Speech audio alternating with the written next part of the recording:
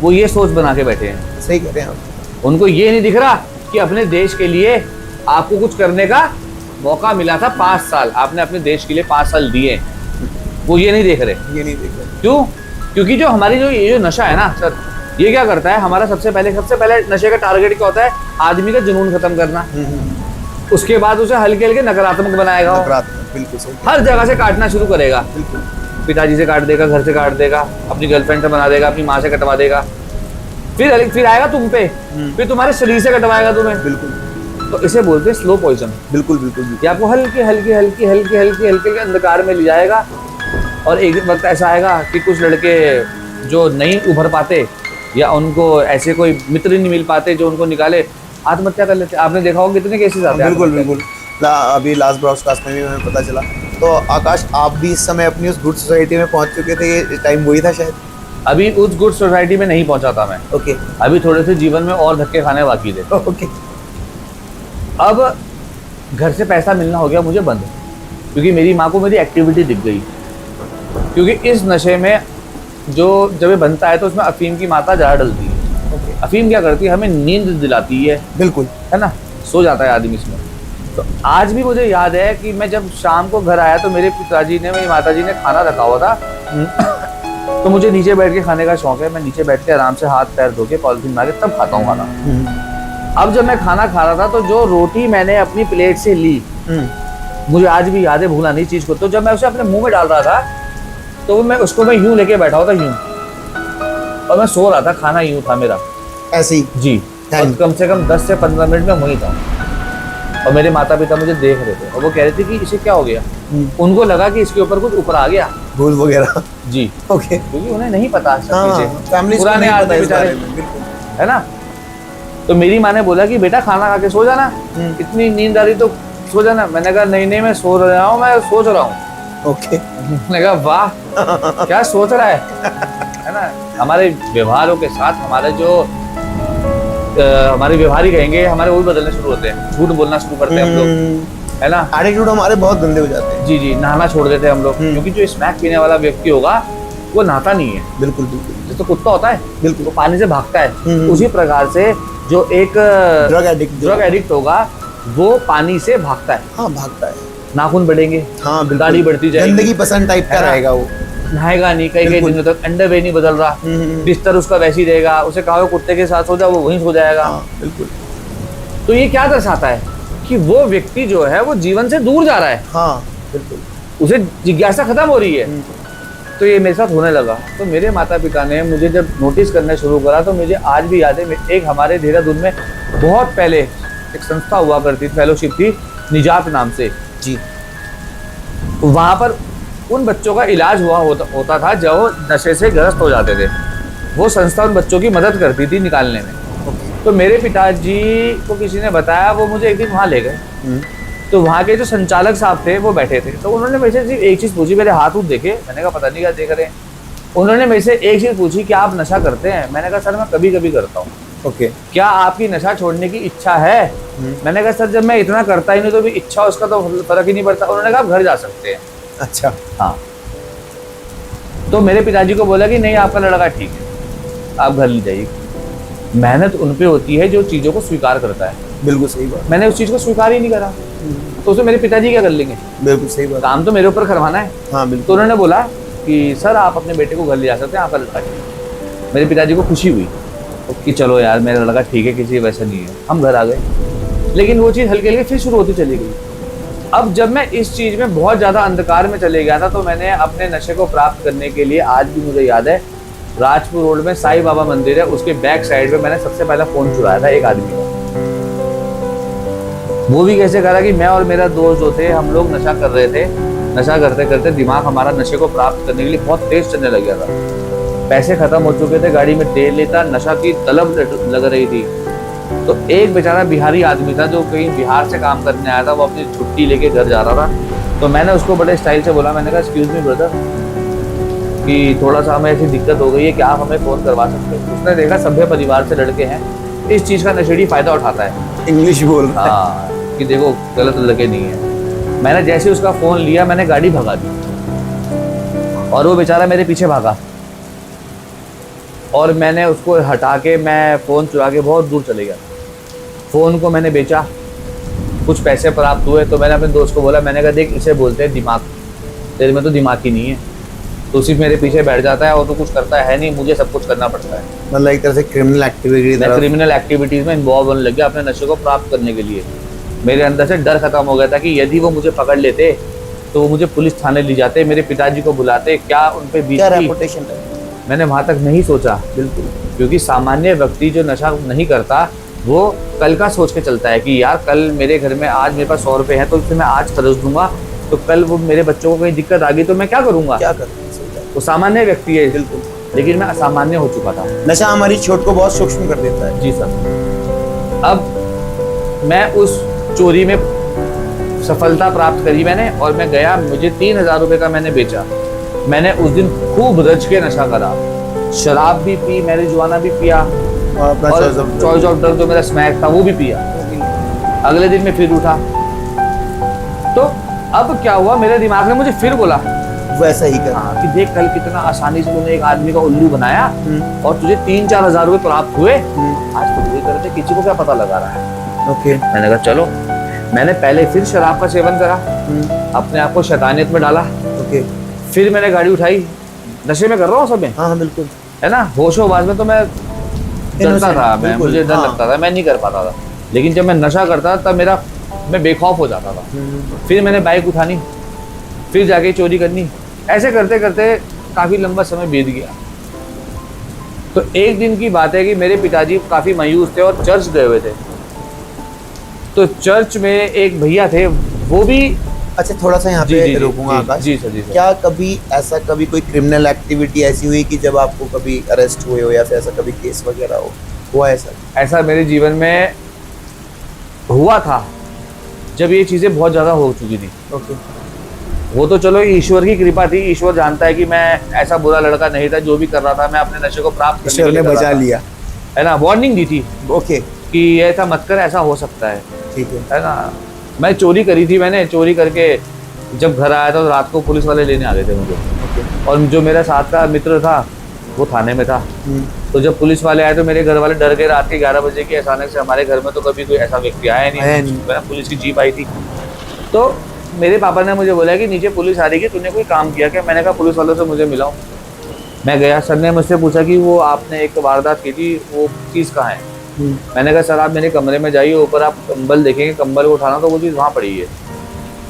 तो उन्होंने कहा आप तो बहुत समझदार हैं, आपने तो बिना कुछ करे बता दिया। मैंने कहा सर देखो आप आ रहे को तो पक्का मुद्दा ही लेके आए होंगे ना, ऐसे तो आप आज तक हमारे घर कभी आए नहीं। जी जी। तो मैंने कहा आपके आगे मैं जिद बहस करूँगा तो आप मेरे 2 लगा दोगे, है ना। और मैंने सुना है पुलिस की मार बहुत खतरनाक होती है। हाँ, तो उन्होंने मुझे लेके गए, वहाँ पर जाके केस कुछ बनाया, माता पिता आए, जलील करा, डराया, मतलब एक तरह से। हाँ, कहते हैं ना कि इस चीज़ को हम ये भी कहते हैं कि ये पारिवारिक बीमारी भी है। करता मैं हूँ, भुगतान मेरे घर वालों को करना पड़ता है। बिल्कुल आकाश, सही है कह ना? रहे हो, बिल्कुल। आध्यात्मिक रूप से भी शून्य करती है, हाँ, पारिवारिक रूप से भी शून्य करेगी, बिल्कुल। सामाजिक रूप से भी शून्य करेगी, और शारीरिक रूप से भी शून्य करेगी, हर जगह से गिराएगी। अब एक दिन का समय हुआ, जैसे मैंने आपको बताया था कि चर्च में मेरे पिताजी खड़े थे, तो वो एक मित्र थे, वो जानते थे मुझे। उन्होंने कहा था कि ये लड़का बहुत अच्छा है, लेकिन मैं गलत चीज़ों में इन्वॉल्व हो गया। उन्होंने मेरे पिताजी को एक संदेश दिया कि एक ऐसी संस्था है जो इन बच्चों के ऊपर कार्य करती है। मेरे पापा ने बोला मैं लेके गया था एकदम बहुत पहले, कह रहे नहीं, वो संस्था अलग होती है, वो उन बच्चों को रखती है जिनकी खुद की इच्छा होती है छोड़ने की। जी, विलिंगनेस वाला प्रोग्राम। ओके। और अभी आपके बच्चे की विलिंग बिल्कुल है ही नहीं, क्योंकि इसको घर से सब कुछ प्राप्त हो रहा है। और वो बच्चे तब वहां जाते हैं जब सब कुछ खो बैठते हैं। कह रहा आप इनमें से चुन लो कि बर्बाद, जब सब कुछ खत्म हो जाएगा तभी हम आ जाएगा कि बचाना चाहते हो कुछ। ठीक है। तो मेरे पिताजी ने कहा कि हाँ मैं कुछ बचाना चाहता हूँ। तो मेरे पिताजी वो संदेश सुन के घर आ गए। ओके। तो एक दिन मैंने अपने पिताजी को बोल दिया था, मैंने कहा पिताजी मैं सब कुछ छोड़ना चाहता हूँ, लेकिन मेरे से छूट नहीं रहा। मतलब एक्सेप्ट कर लिया? मैंने कर दिया। मेरे पापा ने बोला भाई कैसे छूट नहीं रहा, हम भी तो हैं, हम तो नहीं कुछ खाते पीते। वो चीज़ नहीं समझे मेरे घर वाले, नहीं समझ पाते, ये सही बात है। उनको लगा कि यार ऐसे बोलो छूट जाएगा, लेकिन मैं बहुत अंदर तक जा चुका था। एडिक्ट की परिभाषा शायद पता नहीं। जी, दिसंबर का दिन था, 31 दिसंबर था, दुनिया खुशियाँ मना रही थी, और मैंने उस दिन एक बहुत बड़ी वारदात कर दी नशे को प्राप्त करने के लिए। और मैं पकड़ा गया उसमें, और मेरी बहुत पिटाई हुई, मुझे बहुत मारा लोगों ने। तो मैं रात के 1:30 बजे, खून निकल रहा है नाक से, ठुक पिट के घर आता हूँ, तो मेरी माताजी रो रही थी, मेरे पिताजी रो रहे थे। मैंने कहा रो क्यों रहे हो? मैं तो ऐसे एक्ट कर रहा हूँ जैसे बहुत कुछ हुआ ही नहीं। तो मेरे पिताजी ने उस दिन फैसला ले लिया था कि ये नशे का आदी हो चुका है, कुछ कर जाएगा। सुबह ठीक 7 बजे वही भैया जो मेरे पिताजी को संदेश दे के आए थे, वो मेरे घर पे आ गए, और मैं उनको भी जानता हूँ। मैंने कहा यार भैया आज मेरे घर में क्या करने आ गए, ये तो आज तक कभी आया ही नहीं। तो मैं समझा नहीं वो चीज़ सारी जो हो रही थी मेरे साथ। अब मेरी माताजी ने बोला कि भैया आ रखे तो इनके साथ रहेगा, और इनके मोहल्ले में एक डांस अकेडमी है, तू वहाँ पर डांस सिखाएगा और कोई नशा नहीं करेगा। मेरी कसम खा। मैंने कहा हाँ आज के बाद नहीं करूँगा। हर नशेबाज यही बोलता है, लेकिन जब वो अंदर से जो उसने कंज्यूम करी हुई है, वो जो पेन देती है, दर्द देती है, वो करना पड़ता है, मजबूरी है। तो मेरी माँ ने मुझे रोजाना के स्तर पे 100 रुपए का नोट दिया और एक अपना फोन दिया कि ये फोन करूंगी, उठा लियो, और 100 रुपए का दिन में खाना खा लियो, और शाम को भैया तुझे घर छोड़ेंगे, पिताजी लेने आ जाएंगे, समय पे सीधा घर आना। उस रात की ठोकर जो थी, मुझे बहुत दुख दिया उसने। मेरा आज कोई मन नहीं था नशा करने का, मुझे एक नेक इंसान बनने की मेरे अंदर से इच्छा आ गई थी। भैया ने मुझे बुलेट पे बिठाया और ऐसी एक जगह फ़ोन करा कि हाँ हमारे मेरा छोटा भाई भी है, ज़रा आ रहा हूँ मैं बस। तो मैं भैया मुझे संस्था में ले गए, फेलोशिप में, और दरवाजे बंद हो गए। मैं वहाँ रुका, भैया ने बोला 2 मिनट यहाँ बात करनी है फिर चलते हैं। मैंने कहा ठीक है। तो मैंने वहाँ देखा कि पुनर्वास केंद्र, नशा मुक्ति केंद्र ऐसे लिखा था। तो मैंने बोला, मैंने कहा भैया आप मुझे कहाँ लेके आ गए? उन्होंने कहा नहीं 2 मिनट की बात है कि थोड़ा सा तेरी सर है वो काउंसलिंग वगैरह करेंगे। मैंने कहा ठीक है। उस दिन ईश्वर की इच्छा थी और सब कुछ ईश्वर के मुताबिक होने लगा। मेरा दिमाग नहीं चल रहा था, मैं कुछ कर भी नहीं सकता था, मैं शक्तिहीन हो गया था। 10 मिनट मैंने अंदर जाके, एक सर थे उनसे बात करी, मुझे अच्छा सा लगा। उन्होंने कहा आप हमारे अंदर देख के आइए। मैं अंदर गया तो मेरे कई पुराने यार दोस्त भी वहाँ थे। मैंने कहा अरे बाबा तुम भी यहाँ? कह रहे अरे तुम भी आ गए। मैंने कहा नाना मैं तो ऐसे ही आ रखा, थोड़ा सा बातचीत करने, मैं चलता हूँ, अपना ध्यान रखना। कह रहा हाँ ठीक। मैं बाहर गया, उन्होंने मुझे बोला कि आपको कैसा लगा? मैंने कहा काफ़ी अच्छा था सर। कह रहे अब आपको ही रहना है। मैं शॉक हो गया, मैं कुछ नहीं कर पा रहा। मैंने बोला ना शक्तिहीन हो गया था मैं। आप हिप्नोटाइज हो गया मैं, बिल्कुल, क्योंकि ईश्वर कर रहा है। हाँ, मैंने कहा चलो ठीक है भैया, अगर आपकी इच्छा है तो रह लेते हैं। मैंने कहा भैया मम्मी फिर क्या बोल रही? कह रहा मम्मी को बता देंगे। मैंने ठीक है। मुझे उन लोगों ने अंदर भर्ती करवा दिया, मैं चले गया अंदर। भाई पहला माहौल, सब कुछ बंद, आजाद पंछी था, जहाँ मन करे उड़ जाता था। अब वो पंछी के पर कटे और वो अंदर बंद। अब जब मुझे बंद करा तो मैंने सबसे पहले ईश्वर से प्रार्थना करी। मैंने कहा ईश्वर जब तक तूने मेरी रोजी रोटी यहाँ लिखी हुई है, रोटी लिखी हुई है, तब तक मेरे साथ कोई दिक्कत समस्या ना हो, यहाँ पर अच्छे से रहूँगा, ताकि ध्यान रखना मेरा। प्रार्थना करी, बस उस दिन मेरा इलाज शुरू हुआ। 3 महीने मेरे माता पिता ने मुझे वहाँ रखा।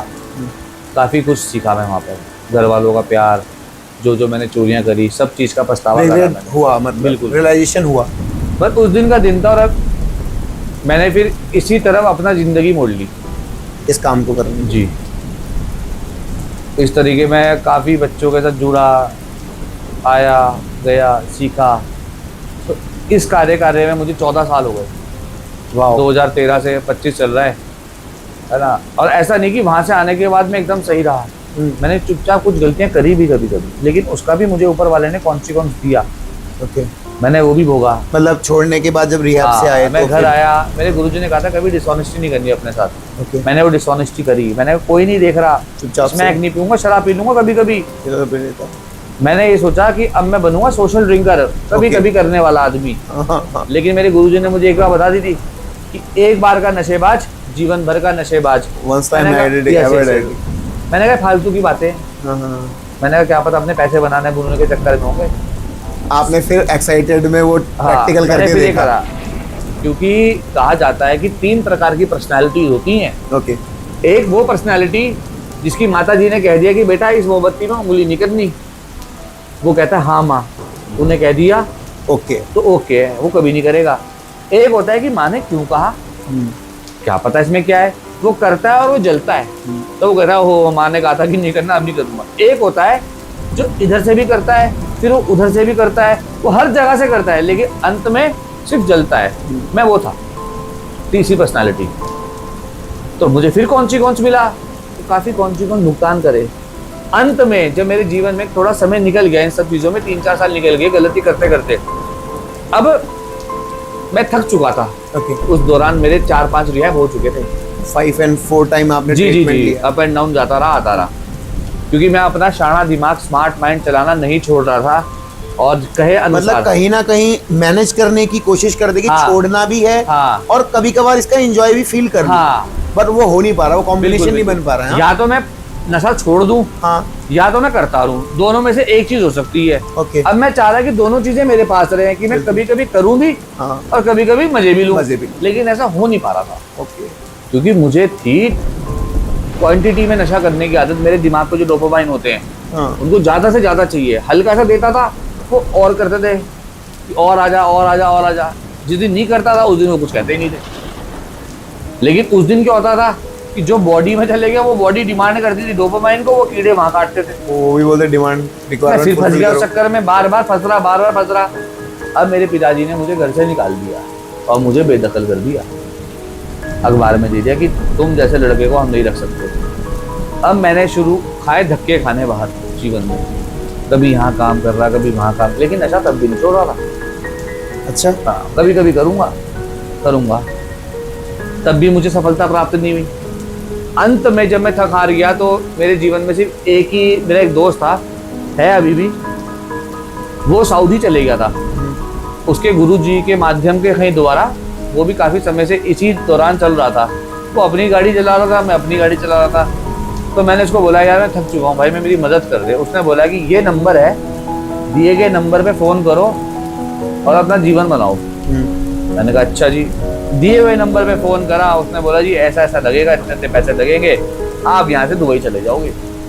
मैंने अपने पिताजी के आगे प्रस्ताव रखा, लेकिन मेरे पिताजी को लगा कि इसकी यही नई चाल है, ये दोबारा से कोई पैसे ऐंठने के चक्कर में। क्यों? मैंने जीवन भर अपना विश्वास कभी बनाया नहीं, मैंने सिर्फ झूठ के बल पे ही सब कुछ करा। तो आज जब मैं वाकई में परेशान था, वो शेर वाली कहानी सबको याद होगी, बिल्कुल बिल्कुल वही चली। अब मैंने अपने पिताजी को विश्वास दिलाया, गिड़गिड़ाया, मैंने कहा पापा जी इतने पैसे दे देना, क्योंकि मैं कई बार अपने पिताजी से पैसे लेके कई जगह नौकरियां करने गया और जाके नशा करता था, अगले दिन वापस आ जाता था वैसे ही वापस। मेरे पापा जी ने बोला कि मेरे पास कोई पैसा नहीं है। मैंने कहा मर जाऊंगा। पिताजी पापा ने कहा मर जाओ। रोज रोते हैं हम। एक ट्रस्ट खत्म कर दिया, खत्म हो गया। एक एडिक्ट ट्रस्ट खत्म कर देता है अपने नशे को प्राप्त करने के लिए। या तो नशा छोड़ दो, बिल्कुल। तो ट्रस्ट बन जाएगा। आप नशा नहीं छोड़ रहे तो ट्रस्ट कभी जीवन में नहीं बन पाएगा, क्योंकि नशे को कोई अलाउ करेगा नहीं और उसको प्राप्त करने के लिए आप रोज झूठ बोलोगे। बिल्कुल। तो मैं वही था। अंत हार में मेरे पिताजी ने मुझे कहीं से, कुछ बेचारों ने कहीं से पैसे करे और करने के बाद मुझे दिए, कराया। मैं दुबई गया। मैं दुबई जाने के बाद मैंने मेहनत करी। मैंने ये देखा कि मेरी उम्र इतनी निकल चुकी है, छोटे छोटे बच्चे 20-20 साल के कितना आगे जा चुके हैं। मुझे हर चीज़ का ऊपर वाले ने उस दौरान पे एहसास कराया, क्योंकि मेरे अंदर ईगो प्रॉब्लम थी। कोई मुझे बोलता था नौकरी का मतलब नौकरी होता है, तो मुझे कोई ऐसा बोलता था कि ये कर दो वो करेगा। मैंने कहा तुम बताओगे क्या, यहाँ कई काम छोड़े दे रहा तुमने इस चक्कर में। वहाँ गया, वो चीज़ें फिर लौट के आई। बिल्कुल लेसन है ना। लेकिन क्या हो, वहां में फंसा हुआ था। हाँ। मेरा जो पासपोर्ट था वो जमा था, बिल्कुल। मैं वापस नहीं जा सकता था। पावरलेस। हाँ। 2 साल मैंने सर वहाँ पर 12-12 घंटे 13-13 घंटे मेहनत करी, कुछ पैसे जोड़े, अपनी माँ को भेजे, वापिस आया। आने के बाद मेरे में काफ़ी बदलाव आया। फिर मैंने एक कोने में बैठा। अब मैंने कहा मैं जीवन में एक कार्य करूँगा। वो कार्य क्या था? सोच तो बहुत पहले लिया था कि बच्चों की मदद करूँगा, इस तरीके से करूँगा, लेकिन क्या हुआ, पहले खुद पे तो काम करूँ। हाँ बिल्कुल। खुद पे कार्य हो नहीं रहा, खुद मैं नशा कर रहा हूँ, तो दूसरे बच्चों को क्या सुधारूंगा। लेकिन जब मैं 2 साल के बाद वापस आया, आने के बाद फिर मैंने, एक मेरी दोस्त की संस्था है, वहाँ पर एज अ वॉलंटरी स्टाफ काम किया। इसी फेलोशिप। जी जी, इसी फेलोशिप से मेरा जीवन बना है। बिल्कुल। और उसके पास मैंने निस्वार्थ काम किया, बिना किसी पैसों के। हाँ, लेकिन उस समय मेरी उम्र 30-31 साल हो गई थी। 21 से 31 के बीच में काफ़ी लंबा चला। ठीक है। तो 10-20 रुपए की ज़रूरत होती है। माँ बाप तो देखो ऐसे हैं कि हमारे, उनका तो कोई मोल ही नहीं है। मैं अपनी माँ से मांगता था, मेरी माँ देती थी। वो अगर मैं जीवन में कुछ करूँ भी ना, तब भी देगी। वो तब भी देंगे। बिल्कुल। वो उनका तो प्यार जो है, वो तो अलग लेवल अलग लेवल है। लेकिन मुझे अच्छा नहीं लगता था, गुड फील नहीं हो रही है। मैंने कहा यार क्या उम्र होगी तेरी, इतना बड़ा हो गया, क्या 50-100 रुपए लेगा। मैंने बाजार में एक नौकरी करनी शुरू करी, नौकरी मुझे करता पता था, है यार, ये जॉब आपकी है। नौकरी करता था, हाँ।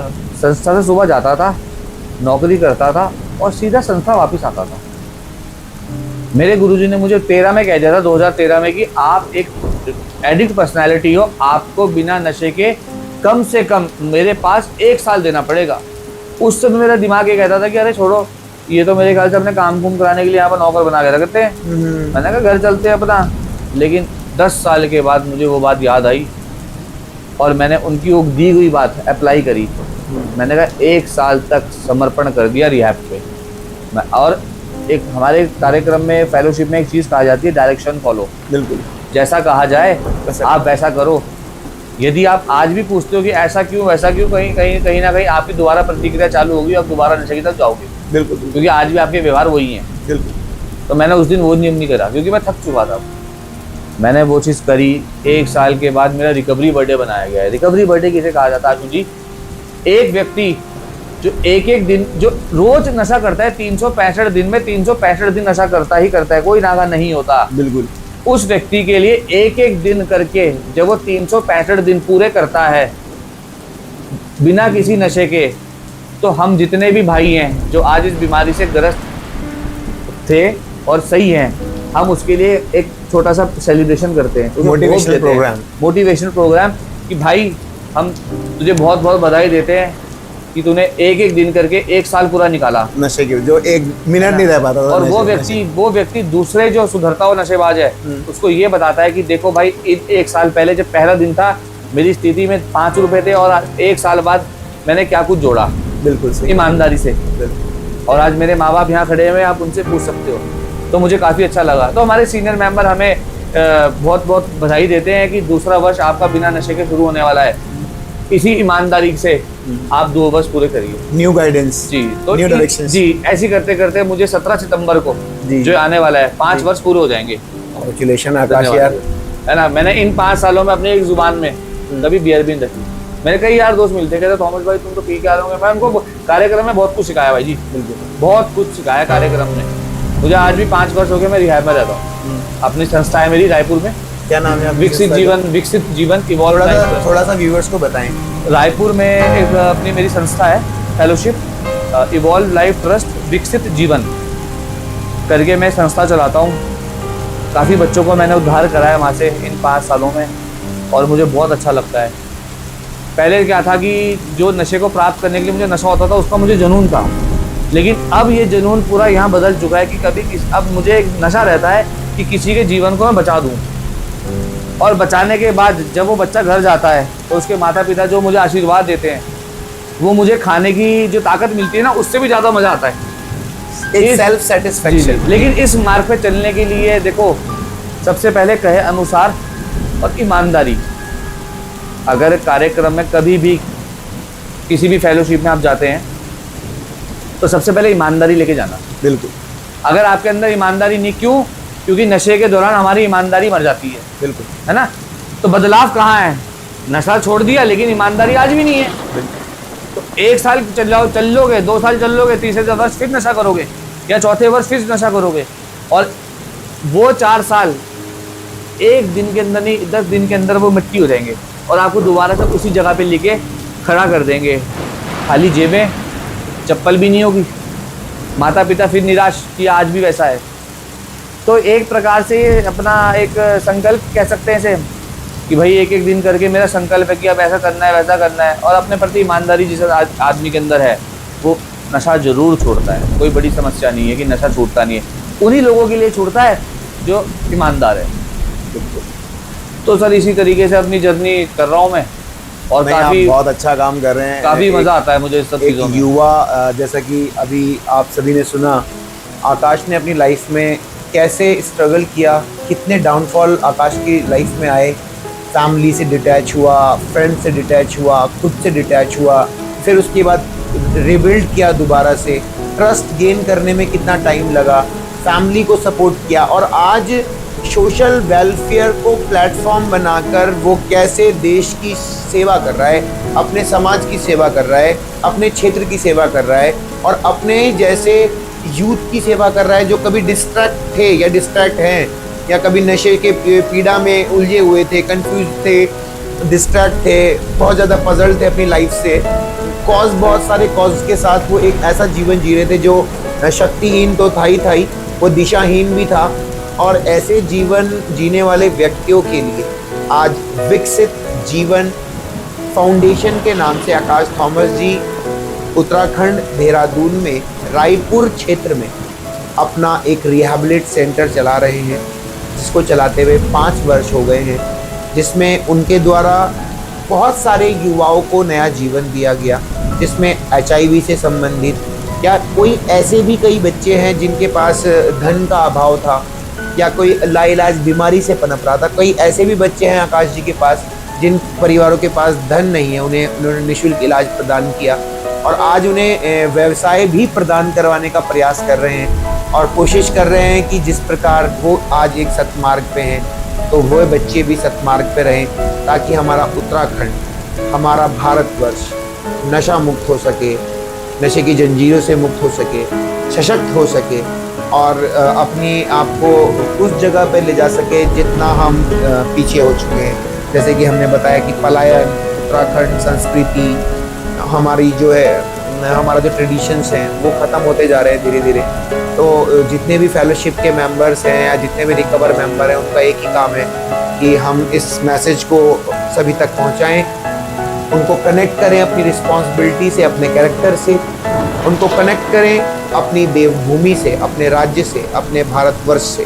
और देश सेवा का यह मौका ज़रूरी नहीं कि किसी यूनिफॉर्म को पहनने के बाद या किसी पद पे बैठने के बाद हो सकता है। हम जैसे युवाओं की सोच है कि देशभक्ति के लिए हमें किसी यूनिफॉर्म की आवश्यकता नहीं, बस मन में इच्छा, दृढ़ संकल्प और एक अच्छा विचार मन में होना चाहिए। हम वो सभी काम कर सकते हैं जैसे आकाश जी आज इस देश के लिए, अपने क्षेत्र के लिए कर रहे हैं। बहुत अच्छा लगा आकाश आपसे बात करके, एक ऐसी स्टोरी जो आज शायद कोई सुनेगा तो मोटिवेट ज़रूर होगा और उसके मन में जो कुछ डाउट होंगे तो वो मैसेज कर सकता है, कांटेक्ट कर सकता है। डिस्क्रिप्शन में आकाश थॉमस जी का भी कांटेक्ट नंबर हम डाल देंगे, ताकि यदि कोई व्यक्ति उनसे खुद रूबरू होकर बात करना चाहता हो तो आकाश थॉमस जी से बात करे। यदि कोई सहायता लेना चाहता हो वो भी आकाश जी के टेलीफोनिक माध्यम से सहायता ले सके। और आज इसका प्रसारण समाप्त करते हैं और इसी के साथ आपको एक संदेश देना चाहूँगा, नशा जानलेवा है, जागरूक रहना ही जीवित रहना है। संकल्प टॉक्स इंडिया के माध्यम से मैं आपको ये संदेश देता हूँ और आपसे विदा चाहता हूँ। अगली बार आपके साथ फिर से ऐसी ही रोचक, सच्ची, हिडन स्टोरी के साथ दोबारा आपसे मिलूँगा। तब तक जय हिंद, जय भारत, जय उत्तराखंड।